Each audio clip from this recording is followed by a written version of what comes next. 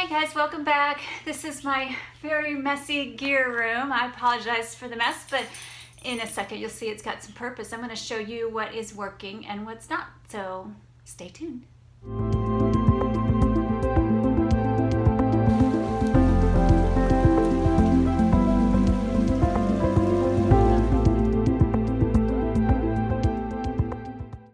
Okay, well, I just finished my 25th video and I am also 101 days out from my April start date, so I'm very excited about my trip coming up. And if you've been watching my videos, you know that I'm a little gear obsessed, and I also really like to try things out on the trail. And honestly, I can say if you're planning a thru hike and you haven't been on the trail yet, you haven't been hiking, the absolute best thing you can do to prepare would be to just pack up your pack and go out and see how things work. I have learned so much in that process. I thought, instead of just showing you my gear and what I'm taking with me, I'm going to show you what is working and what doesn't. Not just the gear, but the way that I'm using it. So we're going to go through that.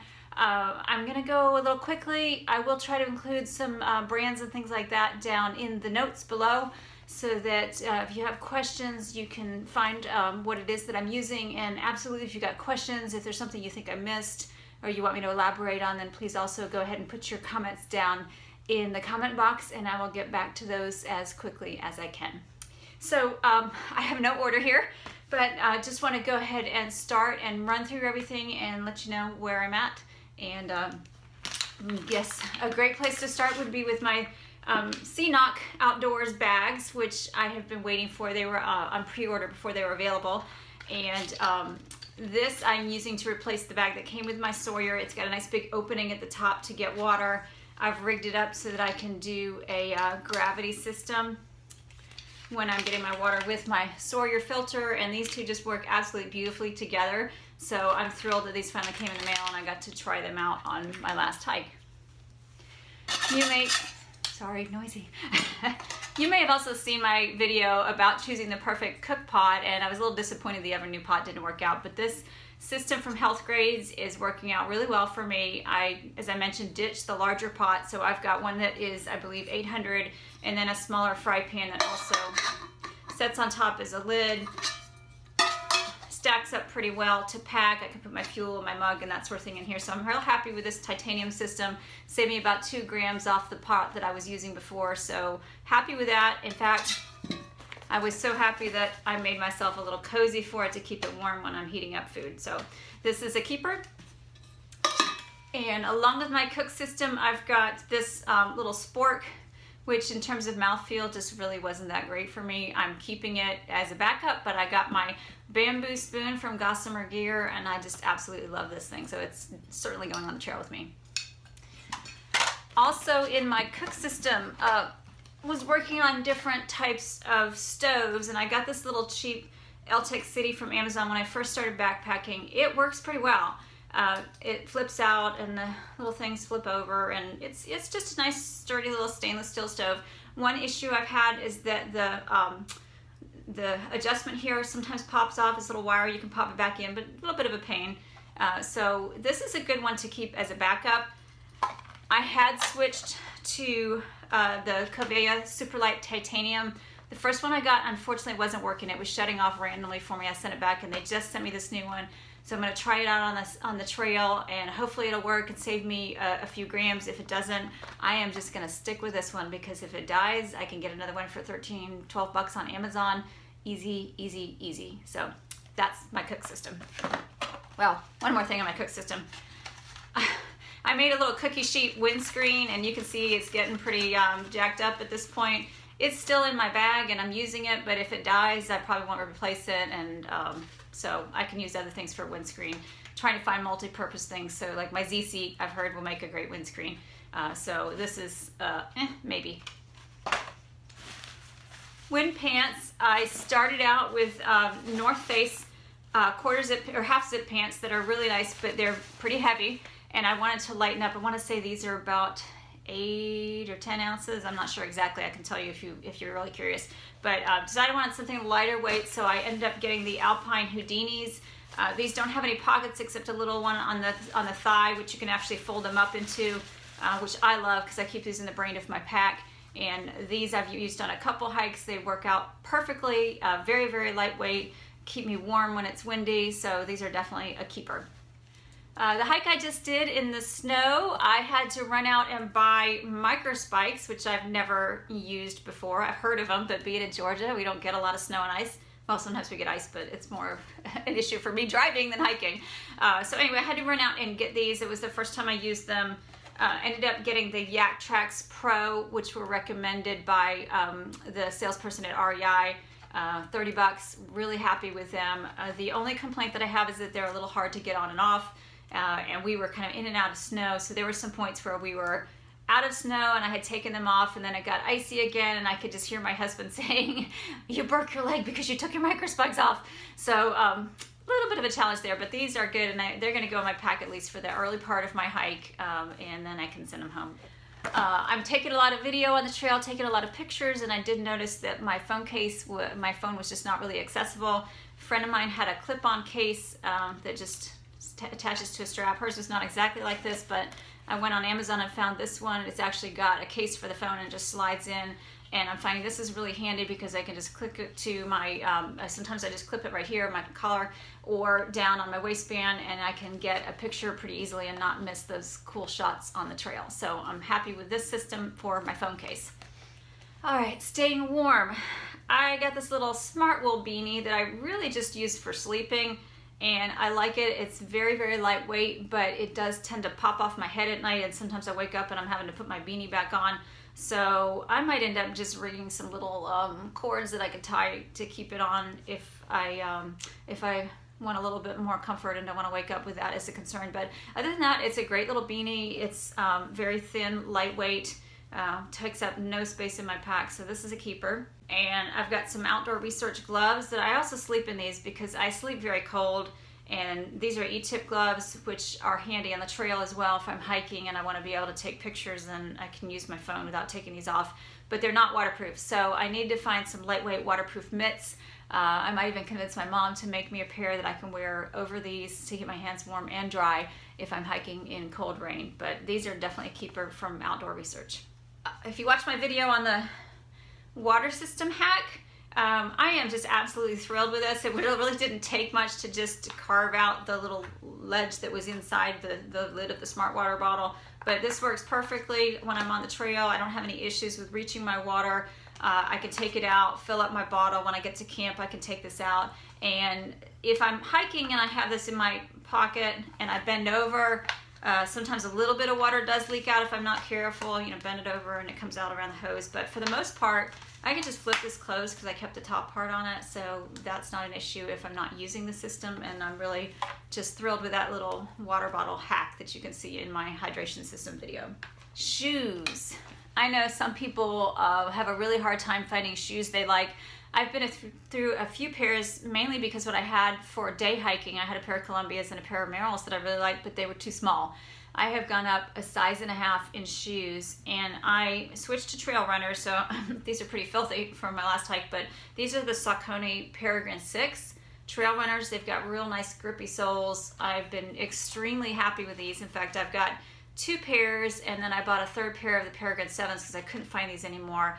I actually like the 6s better, but I'm set for shoes, so I'm very happy that I have solved that problem for the trail.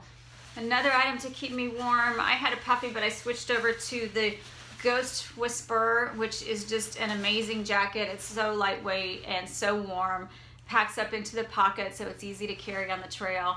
And I know these are super expensive, so if you're on a budget, you might say, I just can't afford that, and you could probably find something equivalent or similar from another brand. But I found through one of my Facebook groups that Mountain Hardwear was clearing out their prior year inventory, so even though these are like above $300 to buy full retail, I got it about 70% off, so I think I paid maybe $110 for this one, which was worth every penny to me. It has just been an amazing jacket so far, and I'm looking forward to taking it on the trail.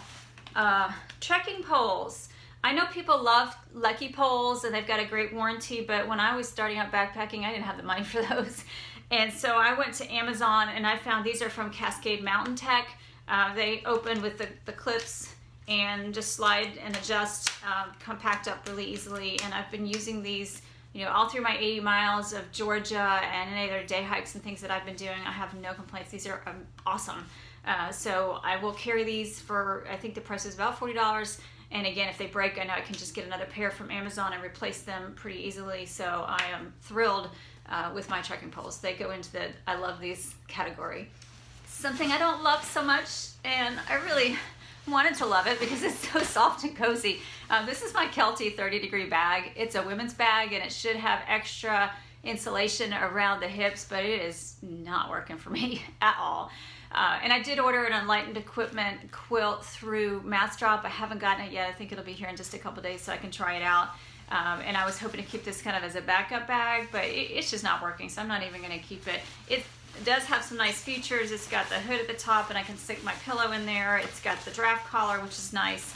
But it's a mummy bag, which for me, as a side sleeper who tosses and turns a lot, that's a little bit of an issue. I am getting better at rolling over in the bag, but I can't stand to be cold at night. And when I get to the point where I'm shivering, that kind of concerns me. So it's not warm enough. You know, the lower limit on it is 20 degrees, but I'm not getting there. I'm not even getting to 30 degrees in it. So I have tried adding other things to help me stay warm, and it's just not working. So this is going in the time to get rid of it category. Now, I did a video and showed you my Costco quilt conversion, and I'm real happy with this for the $20 that I paid for the quilt and a little bit of time I spent sewing. This is great, and I had it on my last trip to kind of supplement the sleeping bag, and I was still cold, but I don't blame that on this, because this is probably like, you know, a 45-degree quilt. You know, I wouldn't use this alone except maybe in the summertime, but it was really nice to have in camp because I could just sort of wrap myself up and stay warm. So I like this as an extra quilt, and I think in tandem with the Enlightened Equipment quilt, this is going to be a good thing to have, not to carry the whole trail, but I might switch it out in the summertime, or even just doing shorter weekend trips. Then this would probably be the one I would take. It only weighs a pound. And it's a handy thing to have, so we'll see. It might end up in my pack when I head out in April, but we'll see, and I'm very happy with it just overall. Stuff sacks. If you were to look at my closet back there, you would see I've probably got 20 of these. Some of them are roll top dry bags, some are just ditty bags, and I am learning that less is definitely less when it comes to packing my bag for the AT. As a gear junkie, gram weenie, whatever you want to call it, I've weighed all these and they don't add up to a whole lot. They do add up and can certainly save a few grams here and there, but I'm finding that in general it's just more complicated for me to have, you know, 5 or 6 little bags around me in the tent and try to figure out what did I put in which one. So I am down to just this little one. I use is for my cook stuff. I know just by color, okay, fire, cooking, this is that. That's easy, and then I'm keeping this little Columbia one because I can throw my clothes in there and make sure that they stay dry. I do have a, what do you call it, a contractor bag, a trash compactor bag inside my pack to keep things dry, but I wanted an extra layer of protection for my clothes, so I'm using this one that's pretty lightweight, probably not the lightest like Dyneema would be, but it works for me. So those are the only 2 stuff sacks really that I have in my pack, and it's working out. So I'm happy that I've kind of streamlined that system a little bit, and not having to look all over my tent for all kinds of things, which just seems like a waste of time, particularly if you're cold or tired and would rather be doing other things. So that's stuff sacks. My headlamp, this is a little Petzl Tikka headlamp that my husband gave me for my birthday last year, and this was before he even knew I was going to hike the AT, but so far I'm really happy with it. It's got multiple settings. It's got a little glow in the dark so I can find it in my tent at night after I've been using it. It does the red light, so if I'm in a shelter and camp with a lot of people, I'm not burning their eyes out if I have to get up in the middle of the night. So this is a good one, and I've put the lithium batteries in it, so it's pretty lightweight and no complaints at all here. This little light is a Luci Light, which was also a gift, and it's pretty cool to have when you're camping. You can use it to light up your tent. But I'm finding that the light that comes from it is kind of so concentrated that it doesn't really help me see things in my tent. I do just as well, if not better, with my little headlamp, and I can actually put it up into the little pocket and it lights up the whole tent so I can find what I need. So this, even though it's kind of cool, charges through solar, it's not going to go with me. I like it for maybe car camping or something, but definitely not for taking on that AT. Oh, let's see, my tent. I may have said in some past videos that my first choice would have been the Big Agnes Copper Spur 2, and I haven't been able to afford that, but I did find this little Nemo Hornet on an REI garage sale, I've been thrilled with it. I absolutely love this tent. Every time I use it, I feel better and better about it. I do know from sharing Sandy's copper spur when we were cold last weekend in the shelter that it's got a little bit more headroom. It's got a nice piece that goes across and kind of opens up the sides, where mine is more of like a, you know, pointed. So I don't have as much headroom, but for me, one person in this little tent, it's easy, sets up really quick, and I'm just very, very happy with it, particularly for the price I paid, which at the REI garage sale, I hate to tell you, it was like $130 or something. So great purchase there. Thank you, REI, for having yard sales so that we can get some of the gear that we need pretty cheap when budget is a concern. To go along with that, I did not buy the footprint that goes with that tent, but I did make a Polycro footprint, and I don't have the box, but I went to Ace Hardware and I got the heavy duty, it's 1.5 mil film for windows, and I cut it down to the right dimensions for my tent. I added some little tabs from the hardware store, just using Gorilla Tape and some little nylon washers, so I could stake it down. But actually when I'm at camp, I don't even bother staking it down. I just lay it out if it's not real windy and put my tent on top. This is working out fine. The only complaint that I have is it does, particularly if it's real moist outside, you know, a lot of humidity, that sort of thing, it does get a little dirty and some things will stick to it, but you know, you just lay it out in the sun and shake it out. It is the shrinkable window film, but I've learned you have to get it pretty darn hot for it to shrink. So I'm not worried about going out on a 90-degree day in the summer and having this shrink up to be the size of a handkerchief. So it's working out great. Another thing that's working out great for me is the Klymit sleeping pad, and I did some video about this as well. This is the light version, but it's still insulated, so I've saved some ounces. It's 19. People keep telling me to try some of the other sleeping pads, but they all are about 20 inches wide, and this is 23, which for me, the tossing and turning side sleeper kind of person, that's just great. I don't roll off this. I'm very, very comfortable at night, so I am actually just falling in love with this the more and more I use it, so this is a real winner. Another winner, and some of you may laugh at this, this is something that should be in everybody's pack just for safety, but this is my emergency blanket. They cost about $3, and when I'm really cold like I was last weekend, I will pull this out and use this to supplement my sleep system, and it's so light and so cheap and replaceable that not only should you have this for emergency situation, I'm just finding it kind of comes in handy for a little extra warmth without having to go spend a whole lot of money on some other gadget to supplement my sleep system. So this is definitely a winner. A little bit more on the sleep system. I started out with an Alps Mountaineering sleeping bag liner. Really did not like it. It was comfortable, but it was seamed up the sides, and you have to just sort of slide in, and again, for me, thrashing around, that's not good. So I tried cutting down the side seam and making it more open, but I just really wasn't loving it, so this is going out.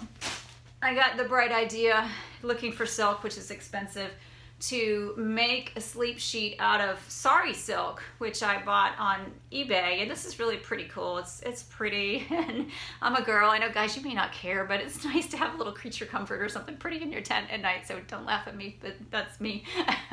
So the jury's still out on this. I think I need to make some modifications, like putting elastic down on the end so I can just snap it over my sleeping pad, and this in supplement with my quilt will work well, because the properties of the silk, even though it's super thin and lightweight, it actually can keep you very warm. So I'm happy with the fabric, just not completely happy with my design, and I'll keep working on that. I even had extra fabric with that so that I could make a pillowcase for my little tiny pillow, which also has worked out really well. The pillowcase did.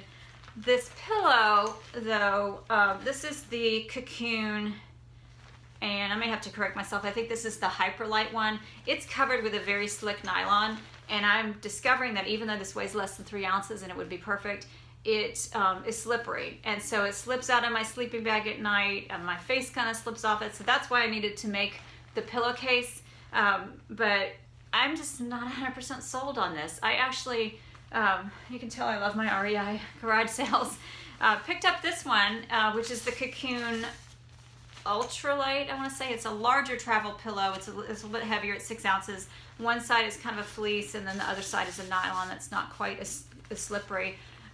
They both have a plastic liner inside that you can take out, and it's basically a bag with some baffles in it that when you blow up, it holds the air. This one had a leak in it, and all I did was take that out, stick it in my seat, and kind of stick it in my sink with some water, and kind of feel around until I could see where the hole was, and then I just patched that hole, and it's been working great on the trail. So I know it's a little bit of a luxury to have 2 pillows, and I was thinking I might go ahead and do that, just save the grams somewhere else. But as I've been using these on the trail, I think what might end up happening is that this little one will probably stay home, and I will take this bigger one because it's more comfortable, and I don't sweat as much even when it's cold. If it's 30 degrees out and I'm sleeping, the last thing I want is for my face to get sweaty on my pillow. So I think I may end up just sticking with this one because it's working better, even though it weighs a little more. Towels. I have bought dry wipes based on a recommendation. I got a big pack of 500 of them, and I usually take 2 or 3 on just an overnight hike, couple night hikes, thinking, okay, I can wet these, I can wash up and be maybe a little bit less stinky, but I just am not using these. I'm finding that they end up staying in my pack, and so I don't know. It just doesn't seem like I should be carrying them and then packing out the waste. So I do have this little lightweight towel. I believe it's an REI towel that my husband had gotten me. It's pretty absorbent, and I could use this just for a little, what I call a bird bath on the trail, but it's not as absorbent as I'd like. Say I wake up in the morning and my tent's covered with condensation and I want to wipe it down. This little towel is not going to do the trick. So I picked up another one at REI. This is more of like a fleece material, and it holds, I think, 8 times its weight in water. So it's a little bit more multi-purpose. I can still use it to take a little bath if I need to, rinse off. Also use it for my tent and other chores around camp. So I'm going to take this one, and it weighs less than an ounce as well. So this will be good for hygiene and other things. I think that's almost everything. Oh, can't forget the bear canister. I wanted to try this.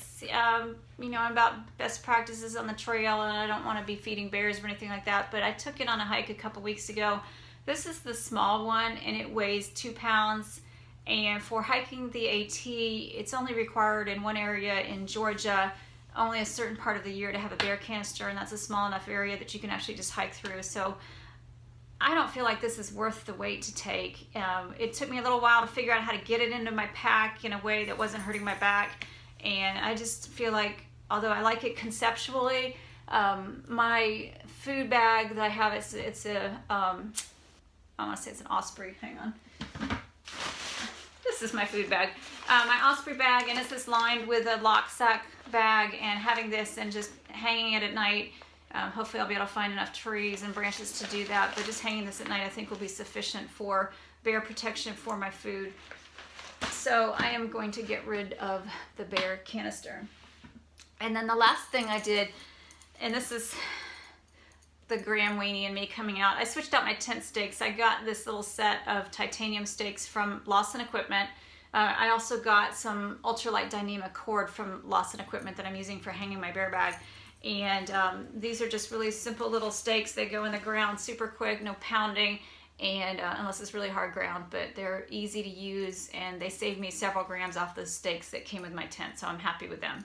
And that's pretty much where I'm at. My pack, my Granite Gear pack, is working out great. I'm very happy with that, and since I fixed the water system, the fact that the pockets are kind of high is not hurting me at all. I love that it doesn't have all kinds of compartments and stuff for things to me to lose things, and I am getting better at just my camp system. And I know somebody requested that I do a video of kind of what's your routine when you get into camp, and I haven't been able to do that yet, but I will, so you can see with all this stuff kind of how I use it in camp. But definitely really fine-tuning things and getting to where I've got things that are working really, really well for me, and I'm figuring out what's not. So my pack is getting a little bit more streamlined, and I really feel like if I had to leave tomorrow to go on the trail, I'd be ready. I'd be able to make those decisions about what to keep and what to get rid of, but I've got a couple months to go to finish fine-tuning, and I'm really just looking forward to the journey. So I hope this has been helpful for you, and if you haven't subscribed yet, please go ahead and push that button and subscribe so that you can stay with me for my whole journey. If you have comments or questions, go ahead and put them in the box below, and look forward to seeing you again soon. So happy hiking. Take care.